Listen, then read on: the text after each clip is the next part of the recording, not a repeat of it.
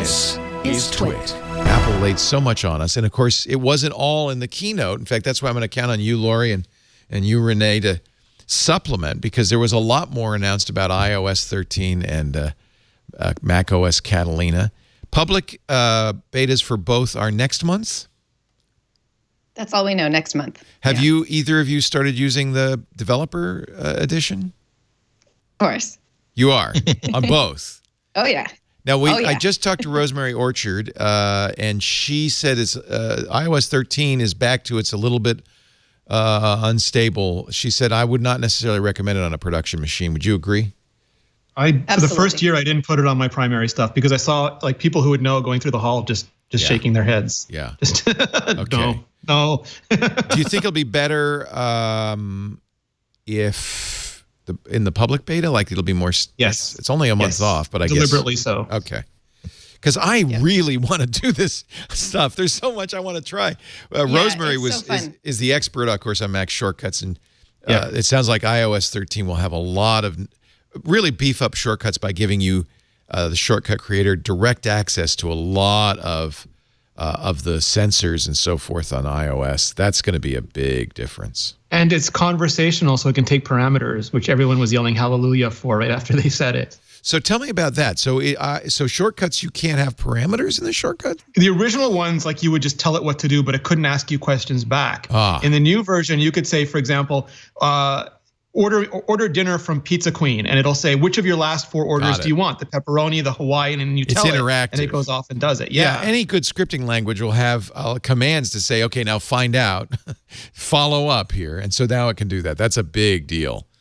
And 2 other really cool things. SiriKit has got support for maps now, so that anything you can do, as long as developers add support, you can use Waze or you can use Google Maps the same way you use Apple Maps with Siri. And even bigger is music, so audio. So Overcast, Audible, Spotify, if they bother to put it in, you'll be able to use Siri to control all of that. And they did it really smart because one of the biggest problems was catalogs. Apple brute forced the entire Apple Music catalog, and they're still doing that with all the metadata, everything, and it's laborious.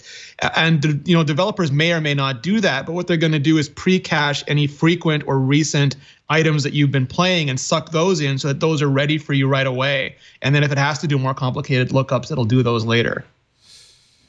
There's so much to talk about. I know. Marzipan is no longer a delicious almond treat. It's Catalyst, Project Catalyst. But some of the same features. That's going to be, I think, a sea change as well. It makes developers, by the way, with no extra effort, it seems like, be able to make their iOS apps into macOS apps. Yes, Lori?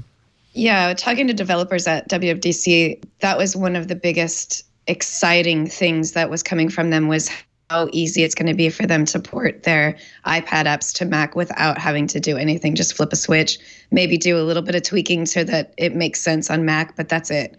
Apple did the work so that developers don't have to. It sounds really great from the developer side. From a user side, of course, it's really great because we're going to have our favorite apps on Mac. But from the developer's point of view, they can finally have Mac apps and they don't have to spend a lot of time starting from scratch, building a new app. It's just right there. Just tick a box.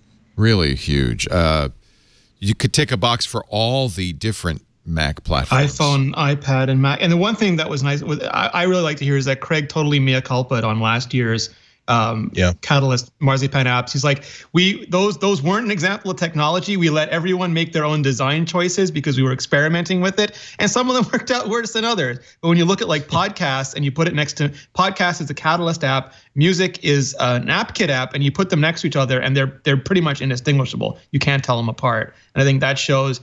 There was some fear that it would be a bunch of really crappy iPad apps grafted on the Mac. Yes. But my thinking is there's a bunch of developers who really they're proud of their apps, and they just didn't have the bandwidth or the resources or the time to learn AppKit. And so they didn't make a Mac app. But now that they can have Xcode give them a Mac app and they can spend their time polishing it, like choosing vibrancy for the sidebar or tweaking the menu or the command keys, they're happy to do all that. They just didn't have to learn AppKit to do it. Yeah, and we'll see all of those apps come over. Oh, that's amazing.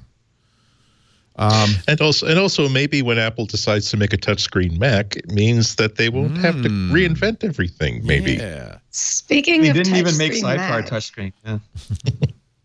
Well, they didn't make sidecar touchscreen, but you can use your Apple Pencil on your iPad with your Mac apps, and that's pretty impressive. No, it's when I refer people back to the fact that I've been talking when the Touch Bar came out, say, well, what if I have an iPhone, I have an iPad? Why don't you let developers put part of the user interface on this expensive, really wonderful device that I already have? I'm not bragging that wow, I foresaw this. I'm making a point about how obvious an idea this was, that even a numbskull like me could have made this suggestion like 2 or 3 years ago. That's something that I'm really excited about. It's weird. They're even one of the coolest little features of the preview app has always been the ability to sign documents, PDF documents, like within the app. And now you could either like take a picture of your signature, or you could like do with your fingertip do a signature on the touchpad. Now they will even just let you do it on the phone or on the iPad. Just here's when it's time to sign something, it will like light up your iPad or your iPhone and say, okay, here's a signature area for it. Like that means it's nice to know that the boys and girls on the iPad side and the boys and iOS side and the boys and girls who live on the macOS side, they're talking again. It's like it's like they've been having like Friday night dances, and they're finally like learning that wow, these people are not freaks. We like them. Let's work together. Actually, that's really good news, because this goes back a little ways, but when Sal Seguin departed, or was forced to depart Apple, of course, the king of Automator and AppleScript. I saw him. He said hello, Leo. Oh, nice. I love Sal. He was there. He said to say hi to Leo. I'm so glad. He was so great. The general gist of it seemed to be that Apple had automation and iOS had automation, and the automation guys at iOS either didn't care about or disrespected whatever it was, that they're now the new headquarters of automation. And you got that feeling throughout, that there was iOS and there was macOS, and it's kind of a battle. And this has killed Microsoft in the 90s. It was a really bad problem at Microsoft. So it's very gratifying to see this kind of synergy. That maybe it means one team won, maybe it means they buried the hatchet, but for whatever reason, you want Apple to be operating as a single unified whole, not as different different little fiefdoms. Lock-in is not a problem so long as it's a feature for the user, and this is helping lock-in to be a feature for the user, to add more value to your iPad and your iPhone and your Mac. Yeah. And while we do talk, we're kind of today anyway been talking about the creators, the content creators, the developers, features for them. All of this benefits the end user in the long run. Happy developers mean happy end users. More apps, more choice, better apps.